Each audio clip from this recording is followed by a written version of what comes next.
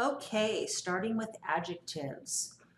Those are words that describe nouns and noun phrases. Adjectives in English have very strict rules. They can only go in these three specific places, and that's it. The first place is right in front of a noun. That one is easy because the adjective and the noun are going to be in the same noun phrase together. The second one is sometimes a little harder because you have to search back to the beginning of the sentence to find what noun or pronoun the adjective is describing, but it should be there. The third, when we are dealing with adjective clauses, can be a little more complicated because there are a lot of rules around the different kinds of clauses and where they can go and what form they can have. The key here right now is to remember that even when it's a whole clause of words or a phrase of several words, if it's describing a noun that you can point to in a sentence, then it's an adjective. So if we look at the examples in the third column and look at the words that are bolded, those are the adjective clauses. The first one in the sentence, the flowers that look beautiful are blooming, has the adjective clause, that look beautiful. And that adjective is describing the noun flowers. That's how we know it's an adjective, because it's describing a noun because of its function. The second one is the same. In the sentence, my mother, who is short, can't reach the top shelf in the kitchen. The adjective clause, who is short, is describing the noun my mother.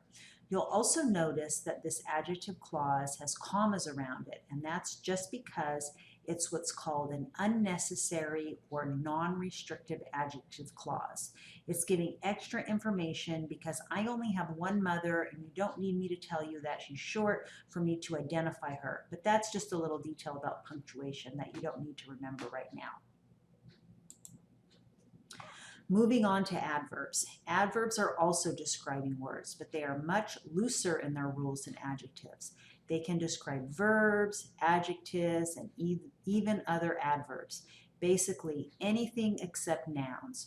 So if you see a word that is describing something and you can't point to a specific noun that it is describing, it's probably an adverb.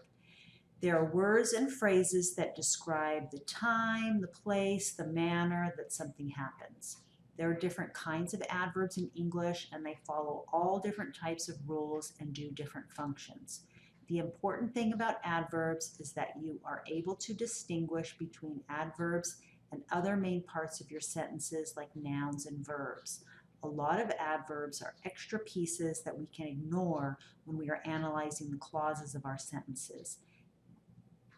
If they aren't part of the main clause structure of our sentences, we can set them aside when we are looking at really complex sentences, and that can help to figure out what is going on and how to fix something. Let's look at some simple examples of adjectives and adverbs here. You probably have heard that adverbs usually end with ly. And that is true when we're talking about single words, like in these sentences here. So in the first three sentences, you can see the adverb eventually is very free to move around the sentence. That is not at all like an adjective that has very strict placement rules, if you recall. And then when we look at number 4, can you spot the adverb? Well, we have the verb work in if you work hard. You is the subject of that clause, and the verb work agrees with it and also has tense, so we know it's a verb. So the word hard is giving us more information about how the work was done. It's describing the action of working, so that makes hard an adverb.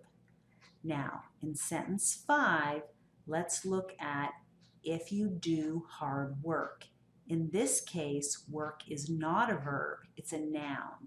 It is the object of the verb do. The subject of that clause is you, and that agrees with the do, which has tense on it. So we know do is our verb, and then work is the object, so that makes it a noun. And then the word hard is describing that, so that makes it an adjective in this sentence. So I wanted to show you these two sentences so that you can see that the definitions of the words do not matter. It's all about the functions of the words in the sentences and the clauses and what they are doing and what the words are around them. This is what I want you to get used to looking at.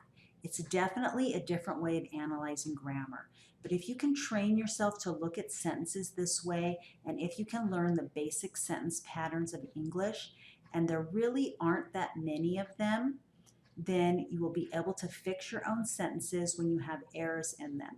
It takes practice, but just like anything else, the more you do it, the easier and the more automatic it becomes.